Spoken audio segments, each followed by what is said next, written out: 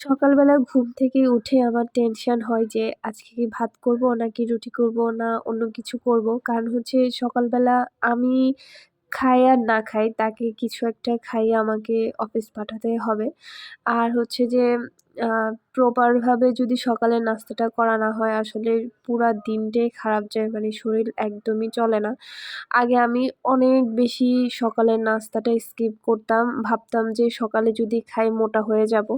আসলে এতটা ভুল জানতাম আর সেটা করে, করে আমার এত বেশি গ্যাস্ট্রিকের সমস্যা আমি বাধিয়েছিলাম মেসে থাকতে। আমি সকালে খেতাম না, একবারে দুপুরে খেতাম। যেটা আমার অনেক, অনেক ক্ষতি করে। সো যারা সকালে নাস্তা করেন না যে মোটা হয়ে যাবেন, এটা একদম ভুল একটা কনসেপ্ট। আ অন্তত প্রপার একটা হেলদি মিল নেওয়ার সকালে সবার উচিত। আর দুপুরে হালকা খান বা দুপুরে রাতে হালকা খান। কিন্তু সকালের খাবারটা হেলদি হওয়া উচিত। সো আমি প্রায় দিনই হচ্ছে যে রুটি করারই চেষ্টা করি আর মাঝে মধ্যে ভাত করে ফেলি। কারণ হচ্ছে ভাত করলে একটু কম টাইম লাগে। কিন্তু ভাত করলে আবার আমার জন্য আলাদা করে রুটি করতে হয়। কারণ হচ্ছে আমি চাচ্ছি না ৩ বেলা ভাত খেতে।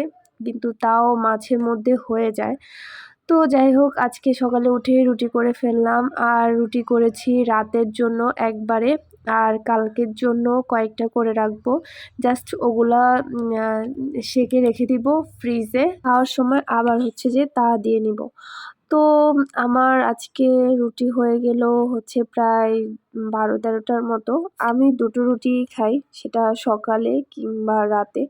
যেই টাইমই হোক না কেন ২ টো রুটির বেশি আমি খেতে পারি না বা ইচ্ছে করে খাই না। তো হচ্ছে যে রুটির সাথে কি খাবো সেটা আরেকটা টেনশন। আর ডিম ভাজিটা থাকে, ডিম ভাজি না হলে ডিম সেদ্ধ। যদি রুটি করি তাহলে ডিম ভাজি করে ফেলি। আর যদি ভাত খাই তখন হচ্ছে ডিম সেদ্ধটা খাই। যাই হোক এরপরে আমার রুটি ভাজাও শেষ প্রায়। এখন যে কয়টা রুটি খাওয়া হবে আমি জাস্ট সেই কয়টাই ভাজবো। বাকিগুলো ফ্রিজে রেখে দিব। তো আমি সবসময় যেহেতু আমরা ২ জন আমাদের ২ টা ডিমই লাগে। তো আমি সবসময় একসাথে পুরো ডিমটা ভাজি করে ফেলি। দেন হচ্ছে মাঝখান দিয়ে ভাগ করে নিই।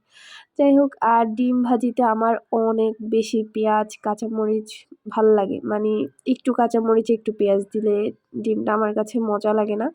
তো আমি অনেক বেশি পেঁয়াজ, কাঁচামরিচ দিয়ে ডিম ভাজাটা পছন্দ করি। তো আর আপনারা এভাবে কে, কে ডিম ভাজেন? আমি এরকম আ ফোল্ড করে ডিমটা বেশি ভাল লাগে। অনেকটা বড় হয়ে যায় ডিমটা। তো ডিম ভাজি করে ওর জন্য আমি নাস্তাটাও রেডি করে নিলাম সুন্দর করে গুছিয়ে। আর আমি যখন তাকে এত গুছিয়ে নাস্তা দিই সে অনেক বেশি খুশি হয়ে যায়। যদিও সবসময় এত গুছিয়ে নাস্তা দেওয়ার টাইম থাকে না। এই তো টাটা।